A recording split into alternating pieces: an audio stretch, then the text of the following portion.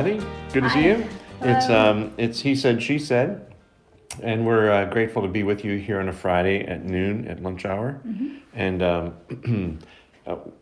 today we're continuing a series on Ruth, and looks like I'm kind of overdriving the microphone here. Oops. So anyway, I'm going to turn down the sound a little bit, so you might have to turn it up where you are as I adjust the level. I wonder why I'm so hot.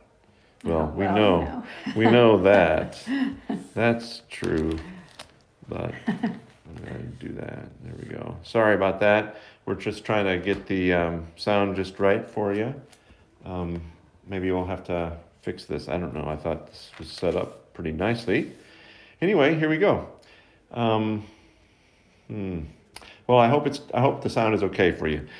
We are doing a study of Ruth, and today we are going to talk together about the subject matter that Ruth brings up, which is hospitality. Right. So we see it there. We really thought it was important to highlight it right now. Well, it's a little bit of a rabbit trail from the book of Ruth, but I like the rabbit trail. I think it's a good one. So hospitality is something that is kind of remarkable in the text because, as we saw in the last few weeks of sessions, that Boaz and the people of Israel accept and receive Ruth and Naomi into their culture. But we noted that from Deuteronomy that people weren't really supposed to accept and receive people from Moab. Right. And the history there, of course, is that the Moabites didn't treat Israel with any kind of kindness or hospitality. Right. As they were on their way to the promised land. They didn't look out for them. They didn't give them protection and so they were forbidden shelter to show hospitality to the 10th generation, 400 years towards Moab. Right. It's a lot of time. And yet in the book of Ruth, you see this story unfold of a man, Boaz, who reaches out to this Moabite woman, right, and shows her generous kindness. What are some of the things that we talked about? Well, and part of it also is what God had made some provisions and some requirements of the people to look out for widows, for people who were aliens, strangers. So kind of a social justice idea. So yeah, what she's doing, what Ruth is doing, going to the field of Boaz and gleaning, that was something that was prescribed by God for his people to provide for those in need. And so as a health and human services provision. God did make a plan that they are following. So it's not like they're. What are the ways that Boaz is showing kindness to this Moabite woman, Ruth? Well, I mean, one, he notices her. He sees her. Seeing meaning he recognizes, he apprehends, he comprehends. He's trying to think about who this person is. I mean, women are overlooked in that culture. So that's a huge thing. So to be noticed. He's not just checking her out because she's a good-looking lady from Moab. He's saying, like, who is this person? He's recognizing you, seeing her. She said, that's somebody new. Maybe that means he just kind of knew people who were even the regular people who would be cleaning. That's somebody new. Who is that? Who's that woman? Another thing that he does then is what else does he do in the story? Well, he tells his workers to make sure that she is protected. He says, don't stop her from even gathering, maybe in the part where they're not supposed to get, like maybe if she's taking a little more than normal, or maybe she's like she doesn't maybe know, oh, that's not where we gather. That's not where we gather. But he's like, don't stop her, just let her, So he's kind of looking out for her in that regard. So he's looking out for her needs. He's practicing the Jewish practice and law, which is caring for a widow, caring for someone who's in need. Right. It's a social justice kind of concept. Yeah. That he's practicing, and it's also just basic kindness. Right. What else does he do? She's taking a break. She takes a break. Right. And what does he do with? Well, he provides some food for her. I mean, And so he feeds her just like one of the rest of the workers, right? Yeah, I mean, he feeds her enough that she has leftovers. She takes leftovers home. Which so, probably would not yeah. be necessary to fulfill the law or the requirement of to be hospitable or kind or Right. social justice. This is above and beyond social justice. I This is think being so. kindness. I think so. Yeah. How about the water? And he said, yeah, he was like, if you need a drink, go and get the water that's already been for the workers. Get some Water. And in other words, she doesn't have to go find a well and draw it. The water that's already been drawn, she's allowed to have and take that. Right. It makes it easier. She was also allowed to just to kind of to do more above and beyond the normal gleaning, right? She was able to just to get into the field and pick up, and they were actually leaving behind stalks Right. of Yeah. grain for her in Right. this early spring barley harvest. Yeah, I mean, she took home a huge amount to that. Like 30 family was pounds. Like, where did you go? It's like like, did you rob a bank? Yeah, a food bank? she took home enough that it would be like a Morton salt bag worth of huge. it was a lot. Can you imagine just the work and carrying that around all day, and then the work of Right. satcheling that up and carrying it home? It was a long day of work. And you know what? Also, I just think as we're talking about it right now, I think about how it can be so hard to be the new person, the unknown, to visit somewhere new Sure. or a new job or whatever, to be new. And I feel like she was like, Boaz just like made her feel welcome and like a part of that community of gatherers. Sure. So I think that's significant that he did that. That's another hospitality thing. No. So there's just numbers of ways that he shows her kindness, social justice kindness, Yes. which is just basic being a good human. God built that in to the law, but also just this kindness that you'd be normally given to an Israelite, but not to a Moabite. And so Right. here's the rub that we're talking about today.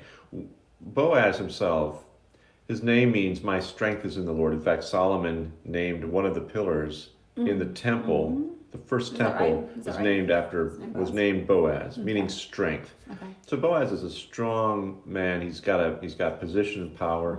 It says he's wealthy. He's got standing in the He's got community. standing. He's got also standing with Ruth and Naomi. He's got a real stake in their lives. Right. And yet he reaches down and shows kindness and hospitality to someone he really shouldn't have. Right.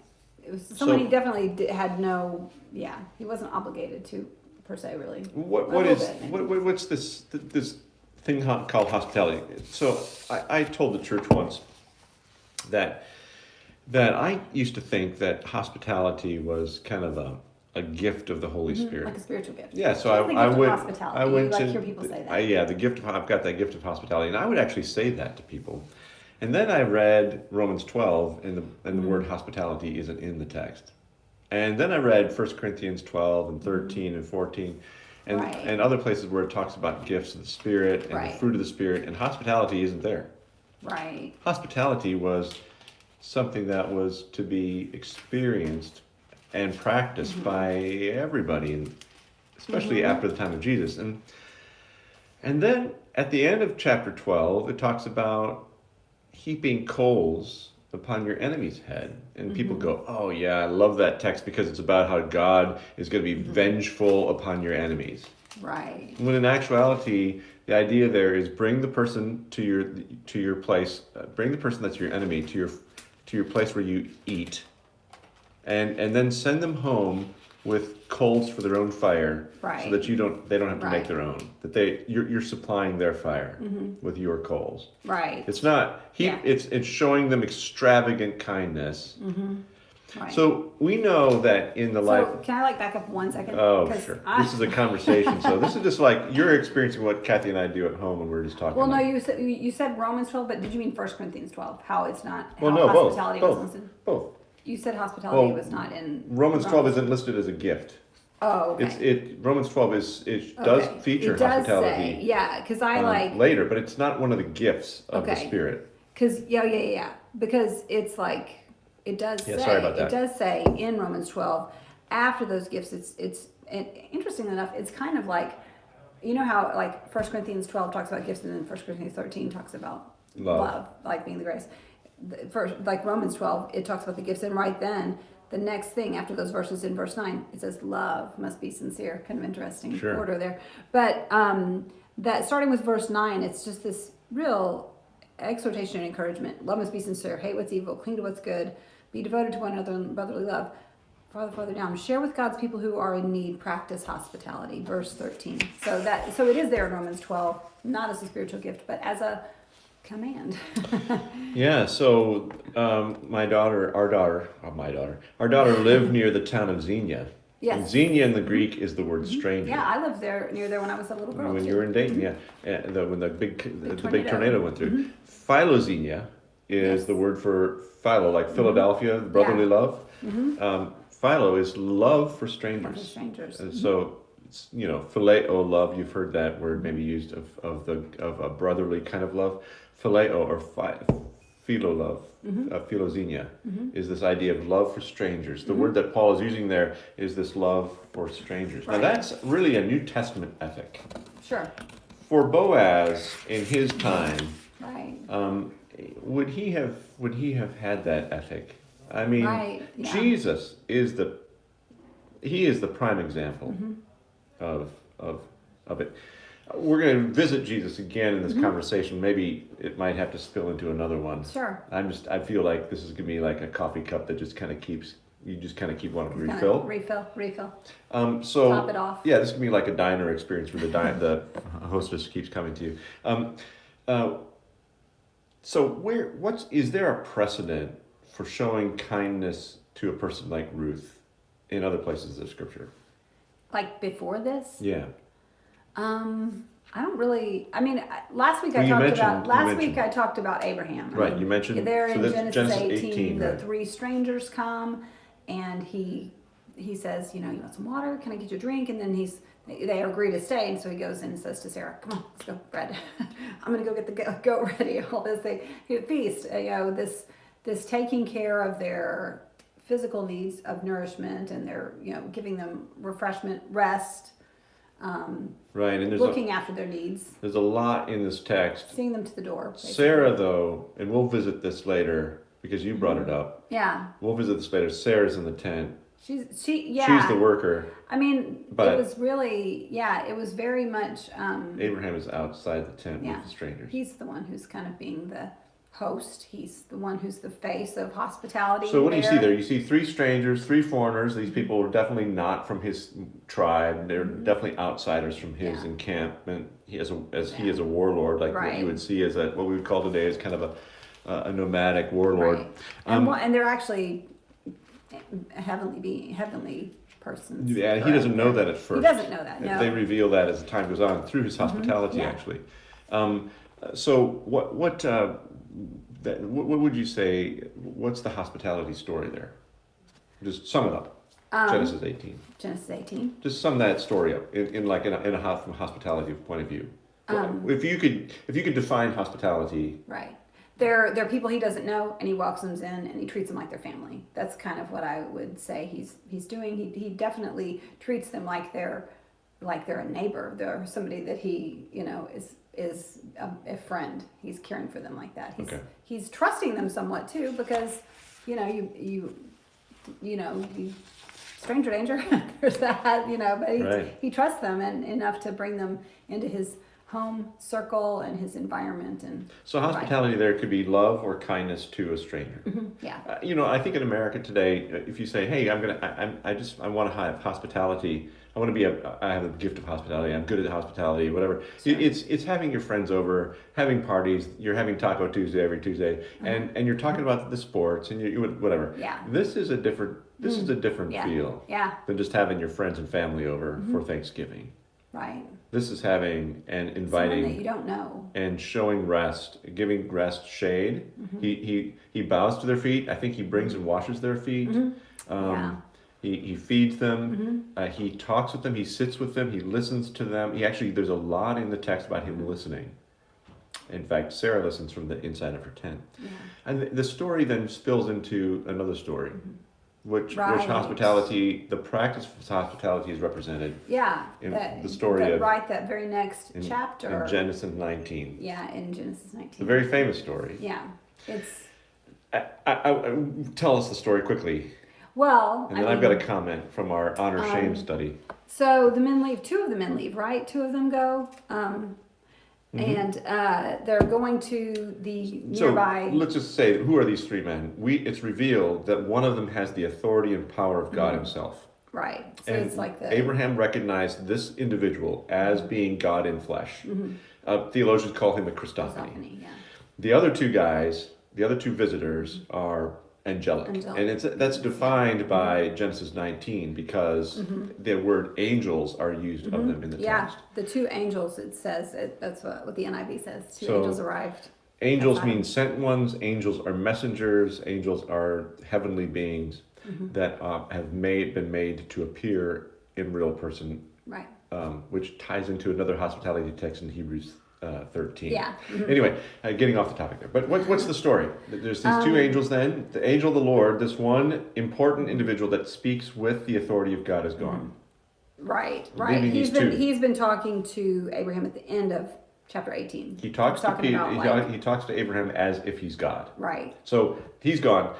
He's left, and then these two are left. Right. And they go down to the city of Sodom. They do. And they are... Lot, he's in the gate of the city and he sees them, and so which means that Lot Lot is Abraham's nephew. Lot is Abraham's nephew, and if Lot is sitting in the gate, culturally that means he's in a place of leadership. He's part of the elder council of the city. Sure. That's where the men sat while the women worked in the fields. So he's one of the leaders of this terrible city. What kind of person is Lot? I don't know. Yeah, we can't really get into it all, but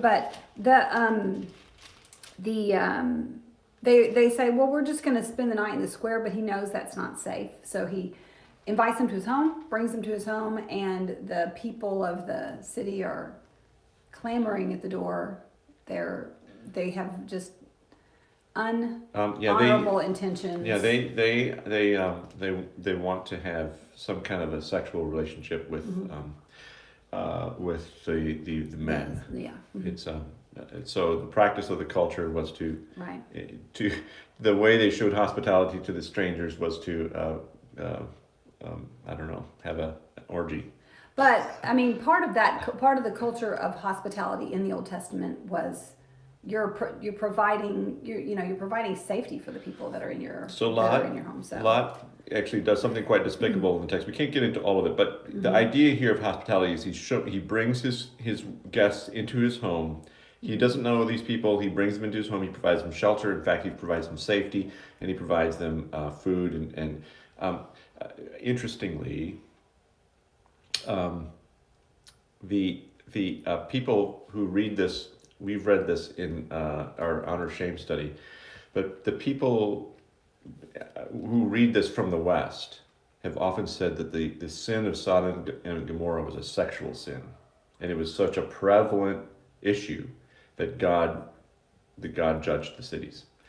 People that read this text from an honor-shame point of view, who are really culturally built, who are built not as independent individualists, raw Westerners, industrialists, but people who come from communal settings read this text and they immediately identify the sin here of the cities is their treatment of the guests.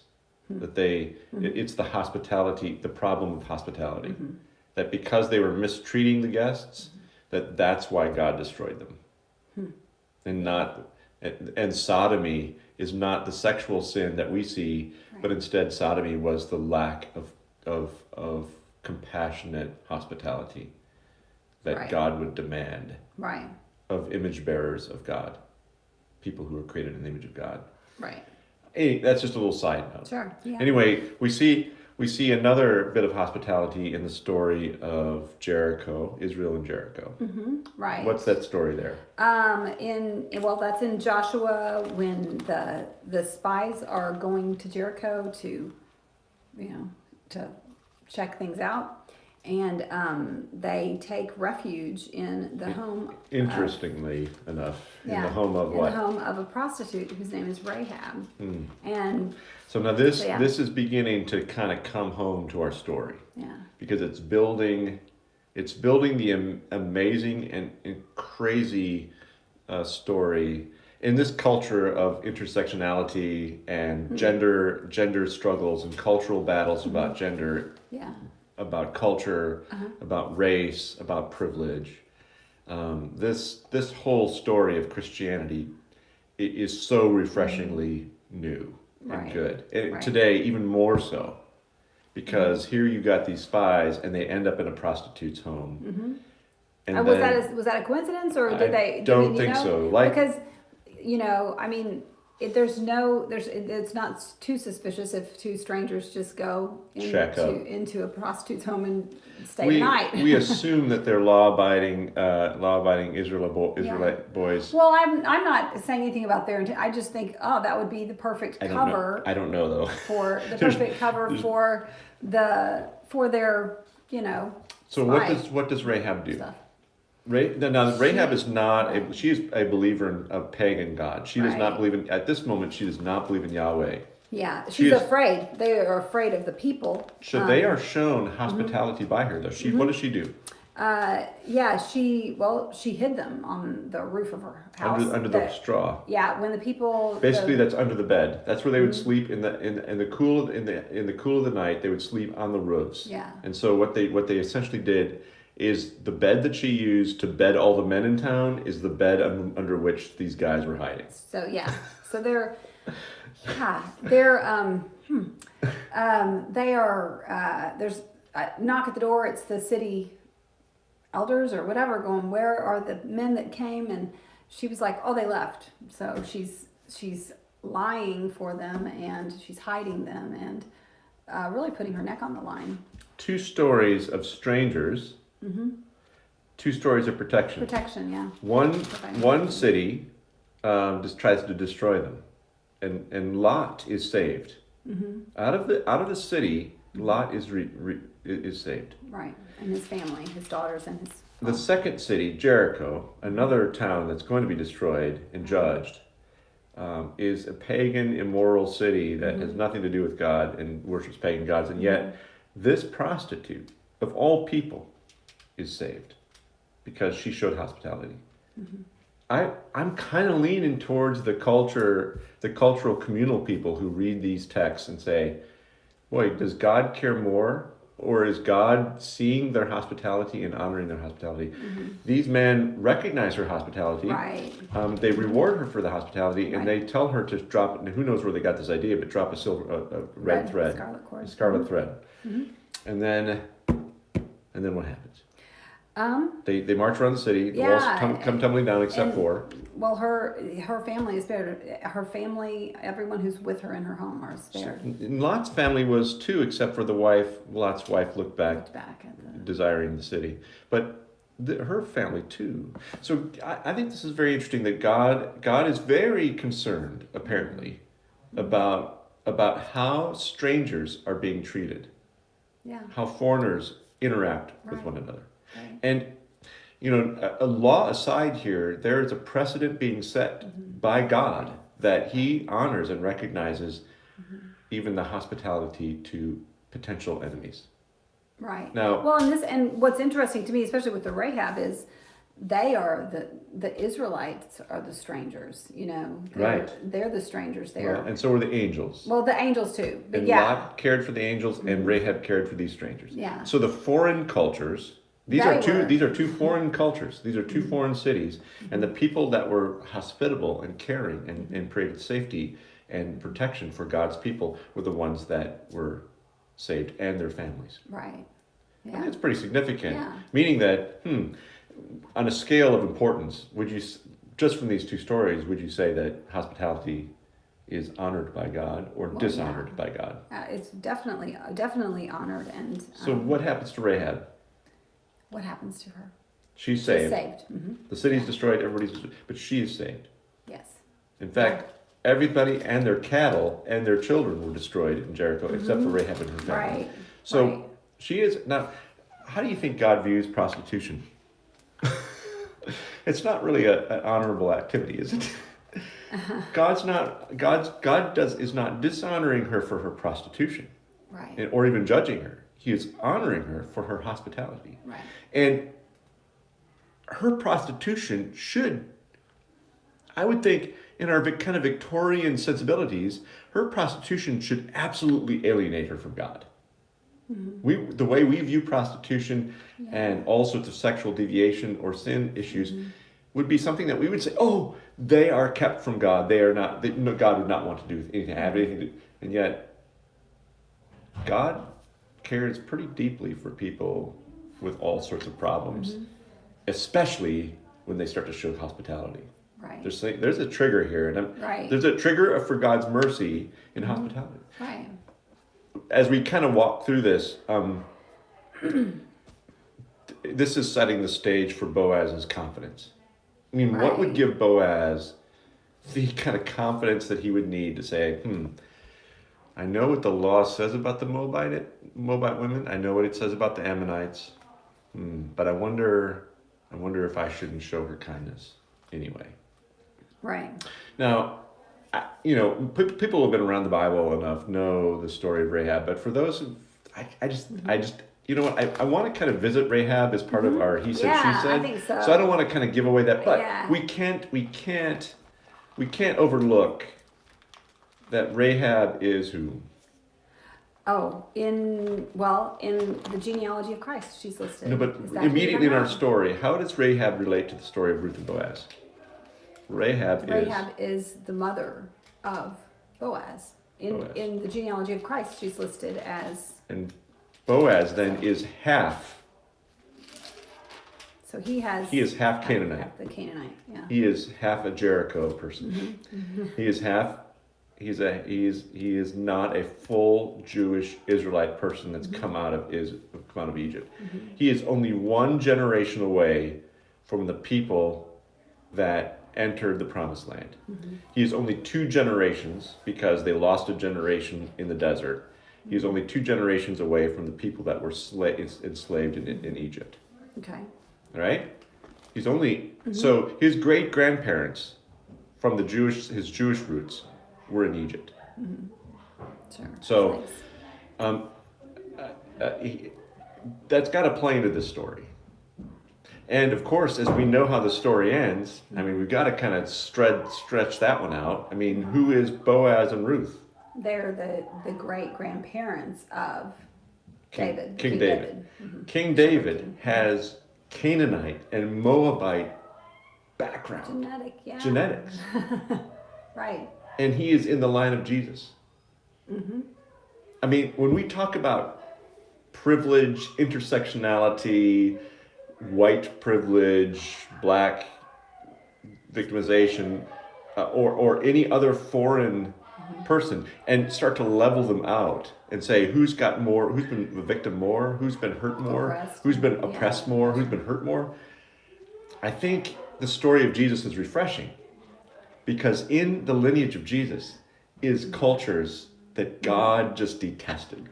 And yet in Jesus, the Savior of the world, the one who dies and stretches out his hands, he has these people in his background who were not by law to be part of his lineage. The lineage of King David, the favorite king of Israel, the lineage of Jesus has foreign blood. I think I just see that as just like the picture of redemption of that. This is what makes this, I mean, in our culture today, this is what makes Christianity so fresh, so real, so good, because it doesn't celebrate the victim, it redeems and lifts up and blesses and the victim. It doesn't take the oppressed person and make them greater. Right. It brings the repressed person to a place of a real place of worth and value. Right. Where all people are valued, all people are worth. It doesn't belittle the oppression. Right. We recognize in these stories the deeply oppressed people that are represented. Right. God does not forget their oppression, and there's plenty of passages that says that God remembers, and yet He takes the oppressed and He lifts them up. What were you going to add? Oh, I one verse that like. Let's use this as our closing verse. There's so much here. Okay. I think we've just touched whether or not our audience will, like it or not. Whoever our audience is, our mothers, and your sister Lydia. Maybe so. Yeah. And Petronella from Zimbabwe, and Deanna from Australia. Yeah. What would you say? What would you say is a close this Bible verse here? One verse that just kind of came to my mind this week as I've been studying this is in Psalm 68, which is a Psalm of David. And in verses 5 and 6, he says, he's talking about the Lord, and he says, his name is the Lord, and rejoice before him. A father to the fatherless, a defender of widows is God in his holy dwelling. And then it says, I love this in verse 6, God sets the lonely in families. He leads forth the prisoners with singing. So I just think that that idea. God sets the lonely in families. He brings the stranger in to the person who doesn't have a people. He brings them in through the hospitality of his people. It's a great place to end, and an encouragement. You've heard a lot. We've touched on a lot of subjects, some of them hot, some of them harsh, but Jesus offers redemption and renewal and rebirth, and he offers a fresh new start, and he offers worth and value, and he honors those who are hospitable to those who are different and foreign, and man, just the compassionate eyes of Jesus. I mean, I just feel like after our study of Ruth, we just got to like go through and talk about the hospitality of Jesus. Because the hospitality of Jesus for women, the hospitality of Jesus for the despicable sinner, like the tax collectors, it goes beyond the lepers, the pale. There's nothing in current philosophical thought that touches the work of Jesus. To lift up the downcast and the fallen. Right. And as I think about like that Romans 12, 13 verse, it says, practice hospitality. I think that means being hospitable, but also I think it means accepting hospitality sometimes, because you're either on the giving or the receiving end of that. And also, it doesn't mean that you have to clean your house and get people over. This is hospitality is how you walk down the street with your neighbor, like our friend Jim. It's how we just interact with the person at the store. It's how we look at people, and I love how Boaz sees her, and we should look at people and see them and listen to them, and it doesn't matter how different they are or how strange their background might be or whatever. It doesn't matter how much or how little they've been oppressed. I mean, they are valuable in the sight of God, and so what we're doing, image bearers. All right. Well, we've kind of shot the gun here. I hope that you'll join us, because this little paragraph, this little parenthesis in the story of Ruth, I think needs to happen. Right. We don't understand Jesus until we understand the book of Ruth. I don't think we don't understand. I think it definitely helps you understand Jesus more clearly, and it gives you another facet, I think. Like I said last week, without the story of Ruth, the context of the cross makes no sense. Why would God? It makes it richer for sure. God, I mean, ultimately here, in closing, I think we are building this idea, this picture of God, this painting of God, and in our minds of who God is, as we walk through Scripture and walk through our lives. One of the parts that we need to build into that is that God is hospitable to strangers and enemies. While we were still sinners, Christ died for us. While we were still strangers to God, Christ died for us. All right. Well, we're going to stop there, and I hope that you'll continue to join us in the days coming, and that you won't be scared off. And I love the feedback that Petronella gave us. Is it the question that she kind of alluded to was because Ruth received or converted or she repented, she turned towards God, was she still a stranger to Israel, to God? You know what I mean? Yeah. So, had her status, it was kind of the idea of, because she was a follower of God now, and part of Naomi's family, was she still, had her status changed? So it's all kind of related to the story. I think the answer, maybe is it a spoiler for me to say? I think yes, her status changed. Her status, her status did change, but they're singing praises to her. Culturally, though, she's not. Her status hasn't changed at the moment. Not yet. At the end, though. At the beginning, she's still a foreigner, stranger. She's a Moabite woman. She's supposed to be outcast from Israel for 400 years. She and her generation. I mean, the genealogy of Jesus, the large section of the genealogy of Jesus then would have to be cut away. Right. Anyway, we're keeping going. We got to keep end. We got to end. All right, my friends. Well, have a great day. Remember that the Lord loves you and He likes you. especially if you've put your faith in Jesus Christ. Jesus Christ has lifted you up. He has taken you from a place of wrath, God's wrath, and he's restored you to a place of God's love. And not only love, but He likes you. he likes you. Definitely. He's your friend. So put your faith in Jesus Christ and trust him. All right, my friends, thank you so much for allowing us to be with you. May the Lord bless you. Have a good day.